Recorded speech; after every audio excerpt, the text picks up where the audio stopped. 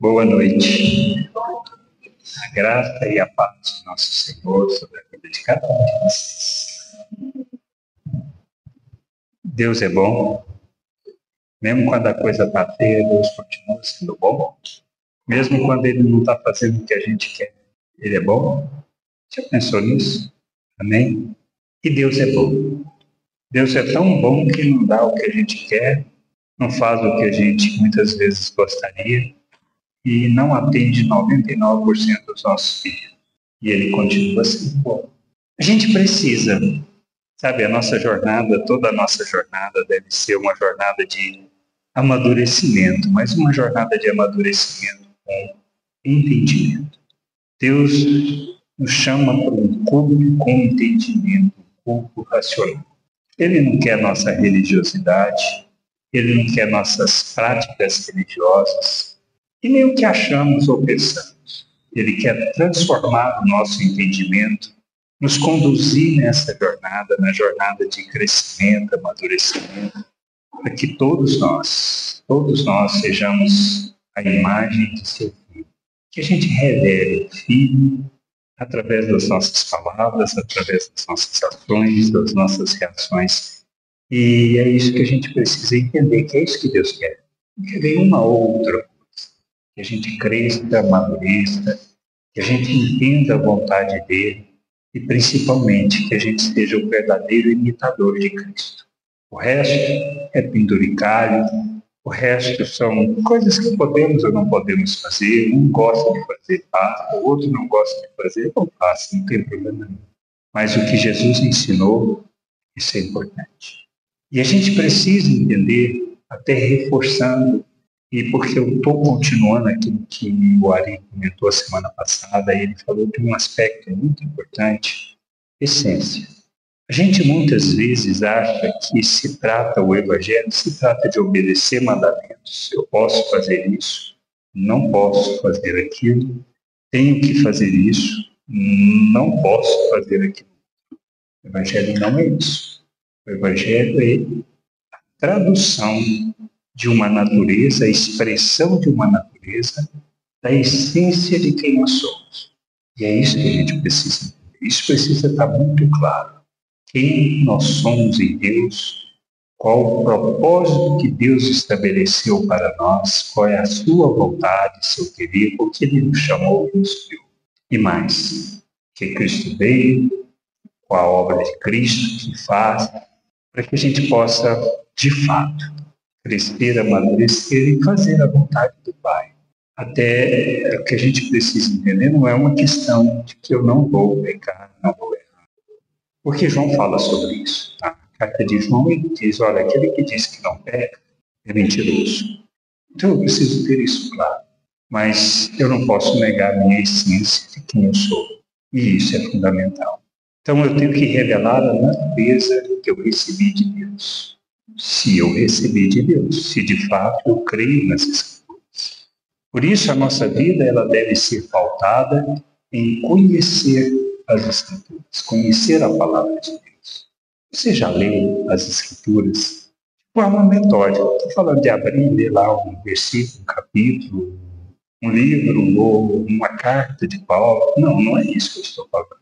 Você já leu de forma sistemática, metódica, ou seja, fundamentado num plano de leitura, leu, refletiu sobre aquilo, escreveu o que você aprendeu, pode até ter jogado o papel fora, ou guardou o papel, não faz a diferença nenhuma.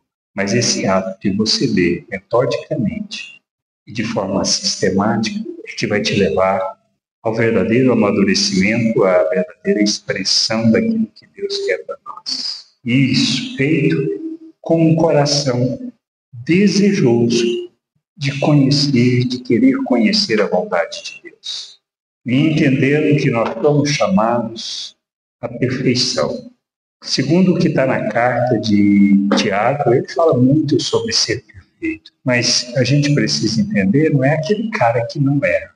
Mas a palavra tem como origem e o significado dela é ser uma pessoa íntegra, fiel àquilo que entendeu e compreendeu.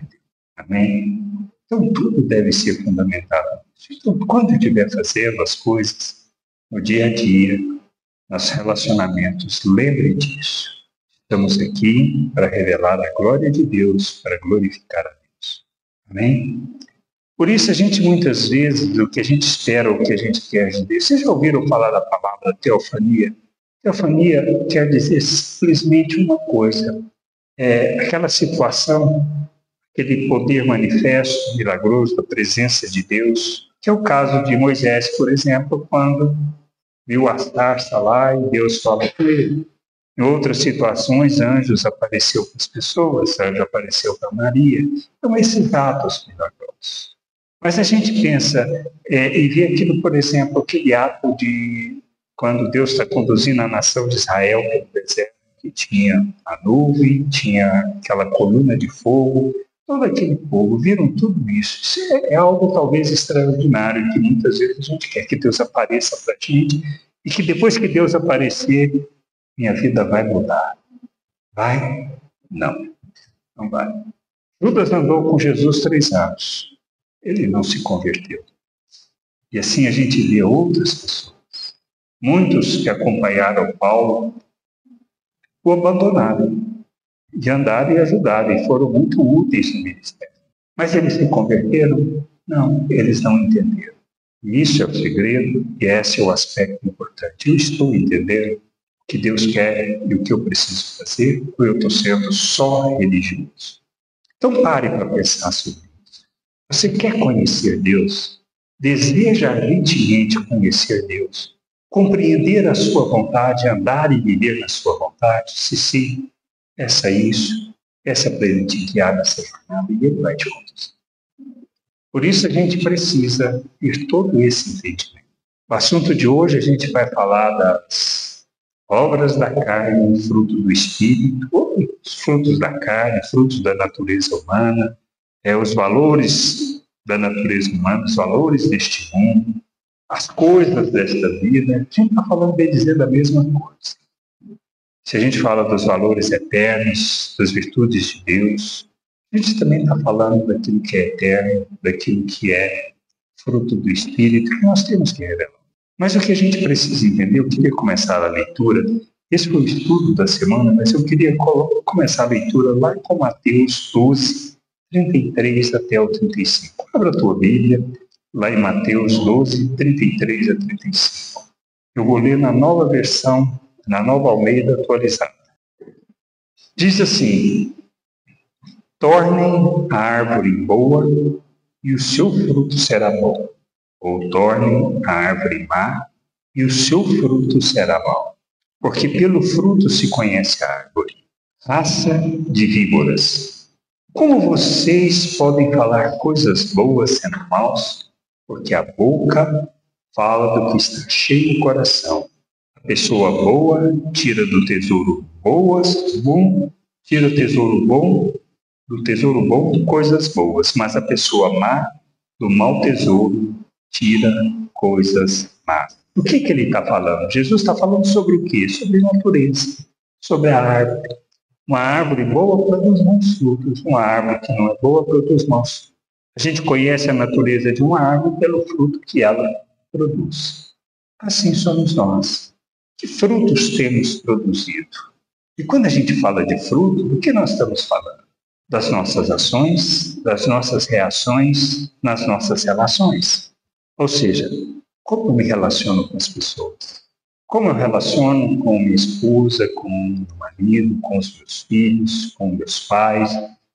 Como eu me relaciono com os vizinhos, com os colegas de trabalho? Qual é a minha postura? Qual é a minha ação ou a minha reação diante das situações? Isso revela a minha natureza. E é isso que a gente precisa tentar. Que natureza eu estou revelando?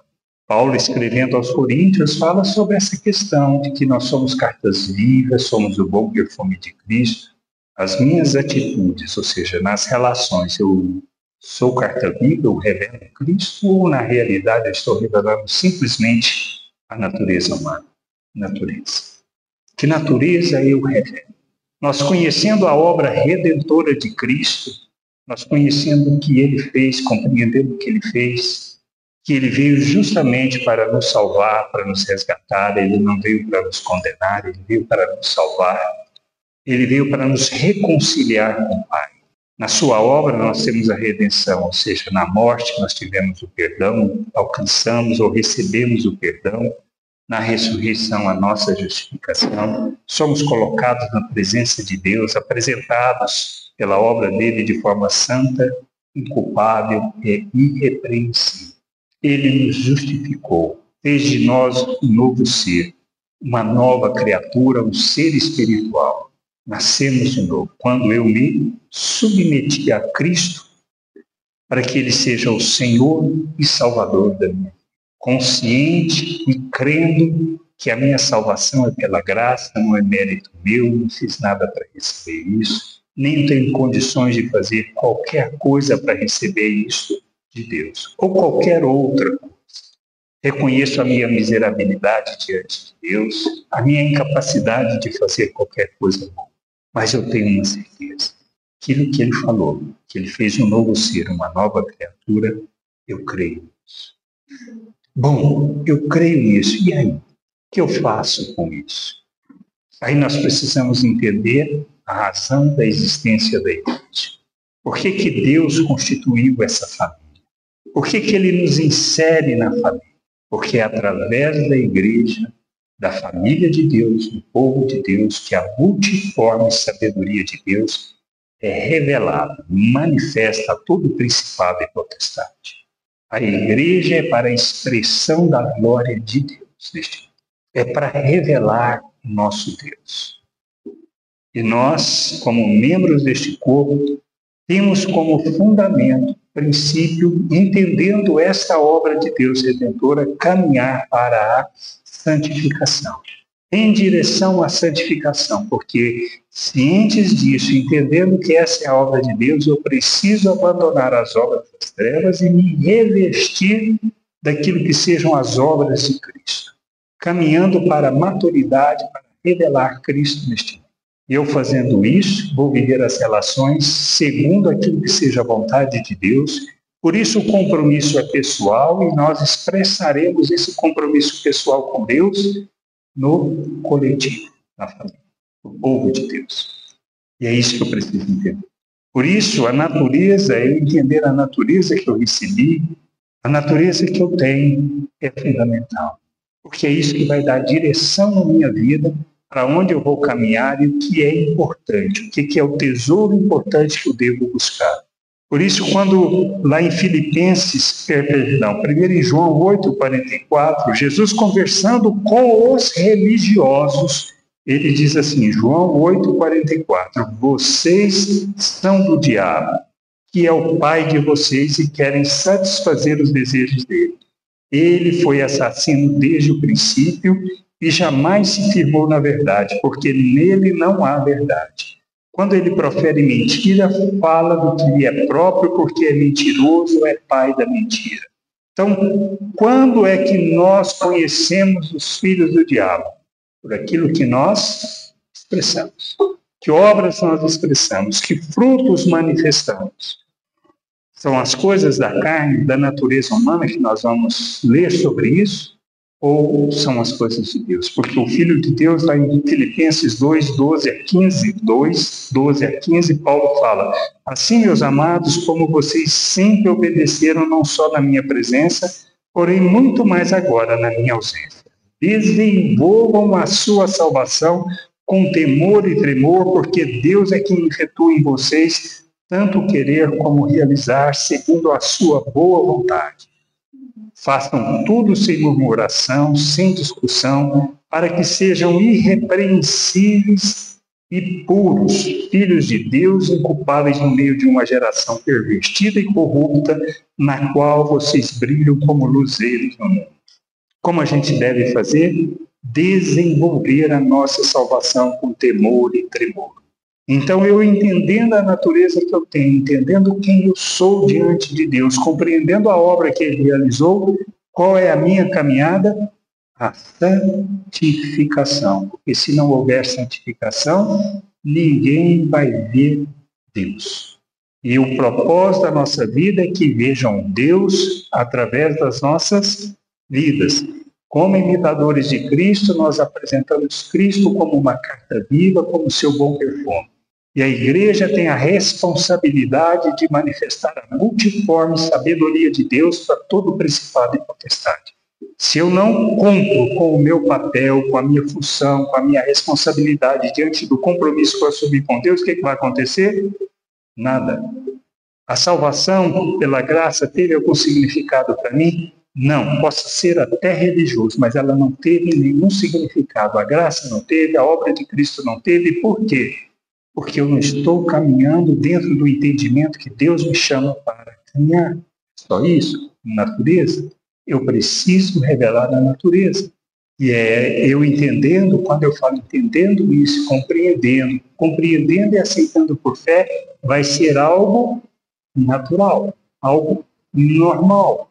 Não vai ser uma coisa imposta, de aparência, não vai ser hipocrisia, mas vai ser algo normal, natural. Não vou representar, não vou atuar.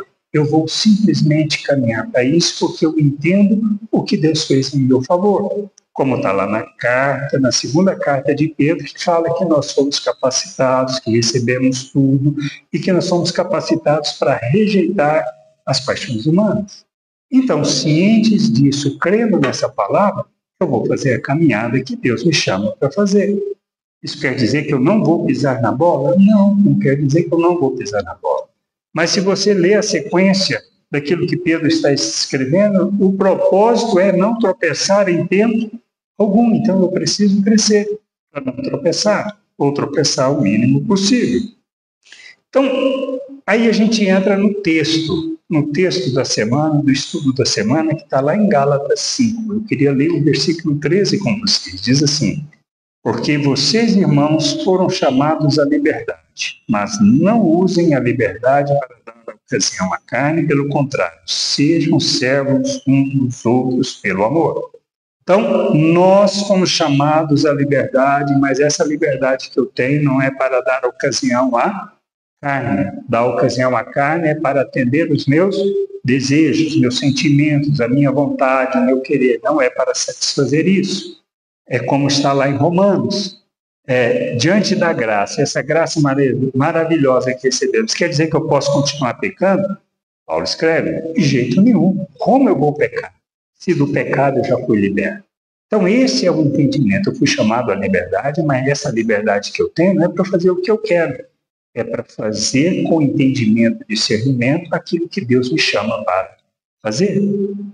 É poder escolher fazer o bem ou o mal, e sabendo quem eu sou, escolho não fazer o mal para fazer o bem. É uma questão de escolha, não de desejo que tem, porque o nosso desejo vai permanecer, a nossa vontade vai permanecer. É o que ele fala. A liberdade é ter o discernimento de escolher. E é isso que a gente precisa entender. Eu tenho discernimento, eu tenho entendimento. Eu tenho o Espírito de Deus que não só me capacita, mas me ajuda nessa jornada para que eu possa fazer aquilo que é melhor, dentro do propósito de Deus. Não o que eu acho, não o que eu penso, não o que eu desejo. Porque muitas vezes o nosso desejo é fazer coisas que a gente sabe que é má e que a gente não deveria fazer. E a gente precisa crescer neste amadurecimento. No versículo 14 diz assim: porque toda a lei se cumpre em um só preceito, a saber, ame o seu próximo como a você mesmo. Paulo não cita essa passagem só aqui. Ele cita na carta aos Romanos, em outros lugares, e isso está no Antigo Testamento. Por que é importante amar? E nós estamos falando aqui de amar, não é gostar. Não confunda as coisas. Amar não é gostar. A gente gosta do que é bom, do que é gostoso, do que nos faz bem, segundo a natureza humana. Mas amar não é isso. O que eu preciso entender? Eu gosto de quem me ofende? Não. Preciso gostar? Também não. Tenho prazer em estar com essa pessoa? Também não. Mas o que é amar diante de um cenário desse? É eu fazer o que precisa ser feito como Cristo fez. É eu saber que se me magoou, eu não vou viver essa mágoa porque a pessoa me ofendeu. Se a pessoa tem necessidade, o que eu vou fazer? O que ela precisa. Eu vou suprir a sua necessidade. Paulo fala isso na carta aos Romanos, eu já citei diversas vezes. Se você vê o teu inimigo, ele está com fome, com sede, dá de comer, dá de beber.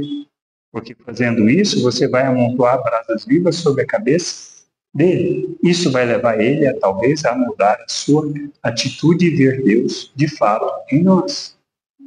Isso é novo? Não, isso já está lá no Velho Testamento, que é o que Deus fala. Olha, se o teu inimigo está puxando lá o animal, um cargo assim, e o animal prostra no chão, o que você tem que fazer? Vai lá e ajuda o seu inimigo a levantar o animal. Isso é expressão de amor. Isso é fazer o que precisa em favor do outro. Não porque ele merece, não porque ele é bom. E é isso que nós somos chamados para fazer. Por isso, o amor não pratica o mal, que é o que Paulo fala na carta aos Romanos. Isso está lá em Romanos 13, 10. E quando a gente pratica o mal contra o próximo, nós estamos revelando amor? Não. Isso quer dizer, quando eu estou sendo egoísta, eu estou praticando bem contra o próximo? Quando eu estou sendo ganancioso, eu estou praticando bem em favor do outro? Não. E Paulo escreve dizendo que quem sabe que deve fazer o bem e não faz, isso está pecando. Está entendendo? Isso é expressão de natureza. Por isso, ele fala, por exemplo, lá em Gálatas 5, 15 e 16, que a gente não deve se sujeitar aos desejos naturais. Ele diz, olha, mas se vocês ficam mordendo e devorando uns aos outros, tenham cuidado, para que não sejam mutuamente destruídos. Digo, porém, o seguinte, vivam no Espírito e vocês jamais satisfarão os desejos da carne. O que é viver no Espírito? É andar segundo esses valores, crendo nas promessas, sabendo o que Deus falou, sabendo que nós temos o Espírito de Deus, sabendo que Ele nos ajuda na jornada e que Ele nos lembra de todas as palavras de Cristo. E se eu não conheço, Ele vai dar colinha? A gente sabe que não. Eu vou continuar na minha ignorância quanto à vontade de Deus. Eu vou crescer na terra? Não, vou ser um eterno imaturo. O que vai acontecer? Não sei, resolva com o Pai. Porque todos nós iremos comparecer diante de Deus e prestaremos contas de tudo que nós fizemos, de cada palavra que proferimos, de cada atitude que tomamos. Amém? Ô misericórdia, né? O que eu preciso entender? 17 e 18, capítulo 5. Porque a carne luta contra o espírito e o espírito luta contra a carne, porque são opostos entre si para que vocês não façam o que querem. Mas se estão guiados pelo espírito, vocês não estão debaixo da lei. Ou seja, isso que Paulo está falando, é algo que a gente tem consciência, é algo que está presente. Natureza humana, a natureza divina, a natureza espiritual que nós recebemos, porque nós somos coparticipantes dessa natureza. Quem domina a nossa vida? Nós somos escravos de quem? A quem temos nos sujeitado? Ao pecado ou à vontade de Deus? Que é o pecado, nós estamos falando do quê? Da natureza humana, dos desejos naturais, das paixões humanas, do fruto da carne ou do fruto das obras da carne. Então é isso que eu preciso entender. Se eu estou me sujeitando às obras da carne, eu estou sendo o quê? Escravo disso. E eu posso ser escravo disso? Não, eu preciso viver segundo o que Deus fala, o que eu recebi, que é segundo o Espírito, segundo as promessas. Eu preciso ser guiado pelo Espírito. Porque se eu não for guiado pelo Espírito, eu vou caminhar para onde? Para as obras da carne. Aí a gente conhecendo Deus, compreendendo essas coisas, a gente entende muitas das coisas. Por exemplo, tenho medo de morrer? Essa é uma resposta que você precisa dar. Vamos escrevendo e fala, olha, o perfeito amor lança fora todo medo. O que vai me levar a não ter medo de morrer? Conhecer Deus. Porque quando conhecemos a Deus, conhecemos o verdadeiro amor. E sabemos que podemos confiar. Mesmo que eu esteja passando pelo vale da sombra da morte, eu sei do amor de Deus. E se eu morrer, vai ter problema? Nenhum. Porque Ele acha que é melhor. Dentro do plano, dentro do propósito. Quando? Ele quiser. É assim a gente viu na vida de cada um dos apóstolos. Paulo teve oportunidade para morrer várias vezes, mas só morreu quando Deus decidiu que era o momento, que tinha cumprido o propósito e o papel dele. Por isso ele fala, até escreve isso. Olha, certo que eu cumpri a minha missão. Então a gente precisa entender isso. E isto não é uma questão de uma obrigação, não é uma questão de uma imposição, é uma questão de eu querer conhecer Deus, porque quando eu conheço a Deus, busco esse conhecimento, a gente vai crescendo no amor de Deus. Eu passo a não ter medo da morte, eu não passo a não ter medo das situações, eu vejo que Deus está no controle de tudo, mesmo que a coisa esteja feia, tá? Mesmo que a coisa esteja terrível. Quem está no controle é Deus. E Ele tem um propósito naquilo tudo. E é isso que a gente precisa entender. Por isso, essa luta que a gente tem da carne e do espírito, você acha que algum dia vai passar? Se você pensa isso, isso é utopia. Não vai. Isso não vai acabar. Nunca. Eu já estou com 64 anos e as lutas continuam diferentes. Vai mudando, você está entendendo? Você vai avançando, vai crescendo algumas coisas, algumas você é mais turrão, mais cabeçudo, demora mais no processo, mas você vai aprendendo. Hã? O que ela falou? 62? 62. Eu chego em 64, se Deus quiser.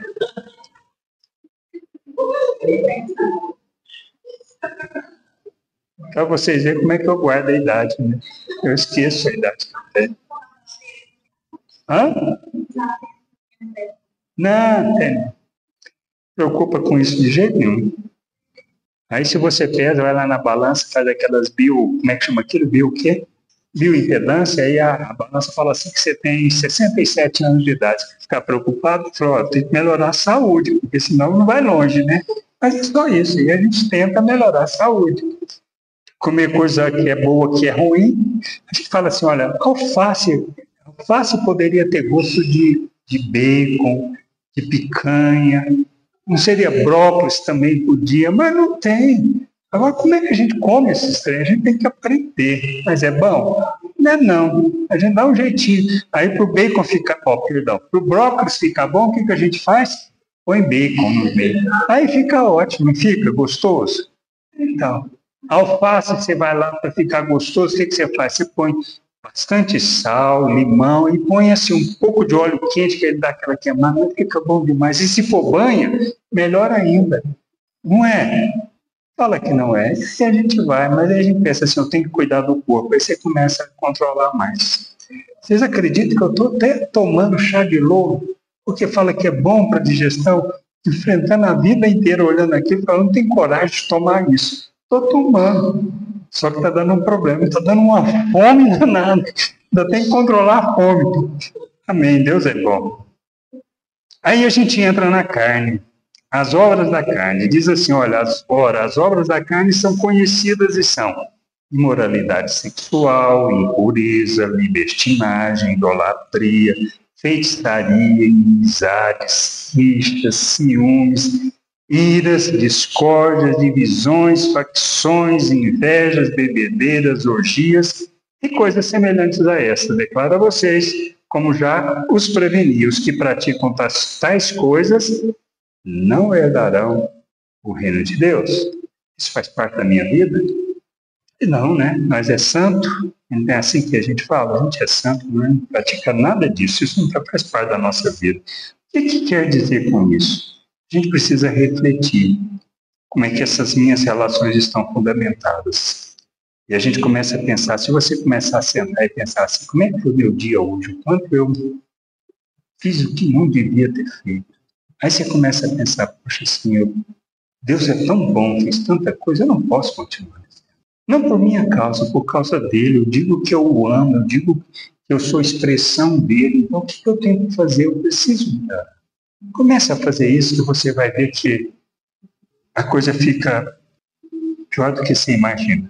O que a gente entende de imoralidade sexual? A gente olha no dicionário, quando a gente lê a Bíblia, a gente muitas vezes lê as coisas e não entende. A gente precisa ler a Bíblia e ler com o dicionário. Hoje o dicionário dá até mais fácil. Você pergunta para o Google, qual o significado disso? Geral, qual o significado disso? na Bíblia. Aí você tem aquelas explicações, você pensa assim, nossa, precisa de comprar o Aurélio? Não, o Aurélio já até saiu de moda. Acho que nem existe mais, existe? Nem sei. Então, assim, o que a gente precisa entender é isso. Eu preciso ler a Bíblia, mas eu preciso entender o que eu estou lendo. Ler em versões diferentes, para ver se o texto faz sentido, se está falando a mesma coisa, se ilumina o meu entendimento ou não. Então, é prática, na realidade, moralidade, o que é? Só prática sexual fora do padrão estabelecido por Deus. Se Deus criou o sexo com um propósito e a gente faz fora daquilo, isso quer dizer que é o quê? Moralidade sexual. O que a gente está falando? Não está falando de adultério, a gente está falando de fornicação. O que é fornicação? A gente sabe. Você já pensou sobre isso? Também que solteiro tem poucos aqui, a maioria já casou, né? Fornicação nada mais é nada menos do que sexo antes do casamento. Só isso. Então, assim, beleza? Quem não fornicou aqui, seja o primeiro a tirar a pedra. Né? A gente precisa entender isso. Isso tudo é falta de quê? De conhecimento, falta de entendimento das Escrituras. A gente pega e muitas vezes acha que está tudo bem, tranquilo. Não. Deus perdoa, a graça de Deus é abundante.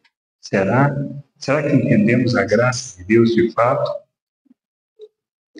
Prostituição, estupro, incesto, bestialidade, tudo isso é imoralidade sexual. Bestialidade, você sabe o que é, né? Ter relação sexual com animais. Isso está lá em Êxodo, Levíticos, tá? Fala sobre tudo isso. Impureza, libertinagem. Libertinagem é entregar a alma de forma imoderada aos prazeres sexuais. A impureza é tudo que contamina, que não está alinhado com a vontade de Deus, que não se preocupa com o outro. Então, qualquer coisa que eu faça, que eu não tenha o outro como expressão do amor de Deus, e aí eu posso juntar no meu pensamento, e você junta no teu, tudo que você possa imaginar que você já fez, ou que você ainda faz, que precisa parar. Não porque é obrigado, mas por causa de quem você é, por causa da natureza que você tem. Então, se o homem tem problema com pornografia, precisa parar. Por quê? Porque ele está usando aquela imagem como objeto para satisfação. E aquela pessoa não é objeto do seu prazer. É uma pessoa que está também perdida, talvez fora do propósito de Deus, e que precisa conhecer o amor de Deus. E que você precisa expressar esse amor. Aí a gente fala de orgias, tá? Que fala lá também. Nós temos... Orgias está claro para todo mundo, né? O que é.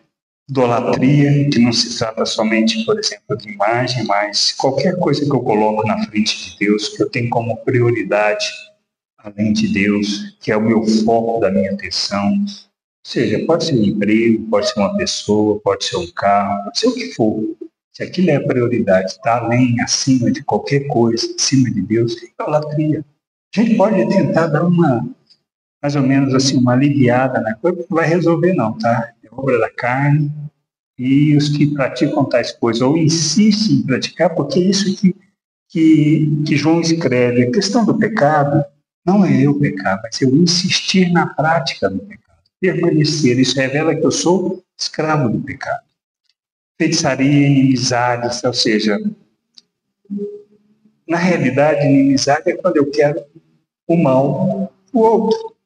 As rixas, que é a disputa e contenda que envolve injúrias, ciúmes, que é a falta de confiança no outro, as iras, que é a raiva intensa e frequente que não se consegue controlar, as discórdias, é o mal semeado por pessoas perversas, as divisões, que é a separação resultante de duas visões. Eu posso pensar diferente do meu irmão? Posso, tem problema nenhum, só não posso pensar diferente porque é fundamento. Salvação, da vida de igreja, do propósito da vida de igreja, aquilo que é o fundamento da nossa vida. Mas se para a ceia deve ser vinho ou suco de uva, vai fazer diferença? Nenhuma. Se você que é maduro e o irmão acha que tem que ser suco de uva, tudo bem, sem problema nenhum. Mas poderia ser vinho? Poderia, tem problema? Nenhum. É isso que a gente precisa entender. Mulher tem que só usar vestido. Tá bom, ele tem problema, ele usa. Ou, perdão, ela usa. Ou a esposa dele usa. Mas Se você acha que não faz diferença, não tem problema não. Mas isso vai ser motivo de divisão? Se for motivo de divisão, isso é o quê? Obra da carne. Eu não entendi, eu não sou maduro o suficiente, eu agi na minha imaturidade. As discórdias, divisões, facções, as invejas e as bebedeiras. Bebedeiras a gente precisa também conversar, né? É o fruto do Espírito. O fruto do Espírito fala de amor. Nossa, o tempo nosso está avançando. O fruto do Espírito é o amor, alegria, paz, longanimidade, benignidade, bondade, fidelidade, mansidão, domínio próprio. Contra essas coisas não há lei. Quando revelamos essas atitudes, demonstramos que temos andado no Espírito e revelado Deus. Ou seja, se eu manifesto o fruto do Espírito, se eu manifesto essas coisas. Amor não é sentimento, isso que eu preciso entender, eu preciso lembrar. Alegria é aquilo que expressamos mesmo quando as coisas não estão bem. É o caso, por exemplo, quando a gente fala lá de Paulo e Silas na prisão. Apanharam tudo e estava lá de noite, cantando tudo, louvando a Deus. Achando que nem era digno de ter apanhado e ter passado por aquilo, ou seja, não mereciam aquilo, ou seja, não estavam à altura daquilo que eles padeceram. Eles não mereciam ser aquilo, padecer como Cristo. Então a gente precisa entender isso. Paz é a tranquilidade, é a confiança, é um estado de liberdade que a gente tem no Senhor, porque é isso que Ele prometeu. Olha, no mundo vocês vão passar por aflições, mas tem de bom ânimo. Eu venci. Por isso que Ele fala, olha, eu dou a minha paz eu dou. Essa paz é que precisa permear a nossa vida. A longanimidade, ou seja, que é aquela capacidade que eu tenho de não me irritar facilmente. A benignidade, que é a atitude e disposição de ser amável, é a boa vontade com o próximo. A bondade é a expressão dessa benignidade, ela é revelada na atitude, nas palavras. Fidelidade é tratar com honra as pessoas, é honrar a Deus, é estar comprometido com o propósito criador, é estar comprometido com as pessoas. Isso é expressar fidelidade. A mansidão é ser brando, é ser pacífico, não. Ou seja, a pessoa não se deixa guiar e não é guiada pelas circunstâncias da vida, pelos problemas, pelas dificuldades. E domínio próprio. Domínio próprio é o entendimento que a gente precisa, é fruto do Espírito. Ou seja, é algo que Deus nos dá, aquela capacidade de tomar a decisão, de não ceder aos impulsos e aos desejos que surgem em todo o tempo. E se a gente fala lá como o Tiago escreve, olha, o pecado ele é resultante do quê? Da cobiça. A cobiça você alimenta, você desejou e você vai consome. Domínio próprio, o que é? O que põe o freio nessa coisa toda, nessa história toda. Vai surgir o desejo, vai, o que eu faço? Eu, mão no freio, segura, não é por aí. Ai, mas com tanta vontade, não posso. É isso que eu preciso entender. Domínio próprio é isso que nós recebemos. É fruto do Espírito. E isso é a nossa jornada. E quantas vezes eu vou tropeçar, passar pelo sinal do domínio próprio? Um punhado de vezes, mas se eu faço a jornada como Pedro me chama para fazer, isso vai passar a permear a nossa vida, ser algo normal, aonde a gente vai passando breque. Aí até o ponto que Jesus fala, né? Olha, vocês se lembram que Jesus falou, olha, o adultério não é o ato consumado, o adultério é você só olhar e desejar. E aí você vai aprender na jornada que não pode nem desejar. E aí você vai não desejar. Por quê? Porque você vê na mulher, no caso do homem, não como objeto de satisfação e atendimento dos seus prazeres, mas para expressão do amor de Deus. Se ela não é irmã, ela pode ser irmã, que precisa conhecer o Pai. E eu sou responsável. Essa é a maturidade que ele quer que a gente chegue. Por isso ele fala lá no 24 e 25, e os que são de Cristo, Jesus crucificará a carne com suas paixões e seus desejos, e se vivemos no Espírito, andemos também no Espírito. Não se deixem, no 26 diz assim, olha, não se deixem possuir de vanglória, ou seja, ser presunçoso, provocando uns aos outros, tendo inveja uns dos outros. Então, nós não podemos, não somos melhores que ninguém, não estamos acima de ninguém, não somos bons. Quanto à natureza humana, ela está presente, nós precisamos em todo o tempo andar de forma vigilante, atenta, no espírito, para que a gente possa rejeitar as obras da carne, mas é uma jornada. Por isso a gente precisa refletir o quanto a palavra, que é a semente de Deus, tem operado na nossa vida. Qual é a terra que nós somos? A boa terra que frutifica, que gera fruto, que gera processo de transformação? Ou essa palavra tem sido infrutífera na nossa vida? Nós somos aquela terra cheia de espinho que se deixa, na realidade, consumir pelas coisas deste mundo. Mesmo que a gente goste da palavra de Deus, a gente se volta o coração para as coisas dessa vida, para o poder, para a riqueza, para a manifestação daquilo que é o desejo humano. E isso a gente precisa parar e pensar sobre isso. Em Mateus 13, 41 a 42, que a gente precisa refletir, diz assim: o Filho do Homem mandará os seus anjos que ajuntarão do seu reino todos os que servem de pedra de tropeço e os que praticam o mal, e os lançarão na fornalha acesa. Ali haverá choro e ranger de dente. Sendo quem nós somos e o que recebemos de Deus, qual a natureza que temos que revelar? Eu preciso pensar sobre isso. E se as obras que eu estou praticando são obras más, que revelam maldade humana, eu preciso parar e pensar. Eu conheço boa parte das Escrituras, eu conheço da salvação, então eu tenho que caminhar uma direção de Deus, para a expressão da natureza de Deus e não outra coisa.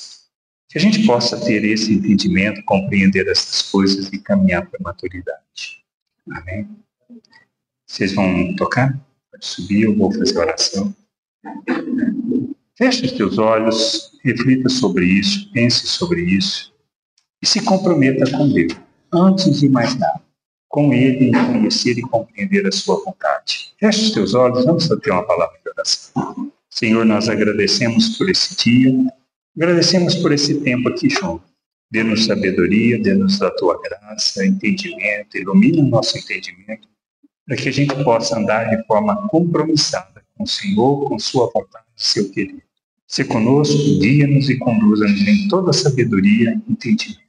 Derrama abundantemente da tua graça sobre as nossas vidas, para a glória e louvor do teu nome. Nós oramos e te agradecemos em nome de Jesus. Amém.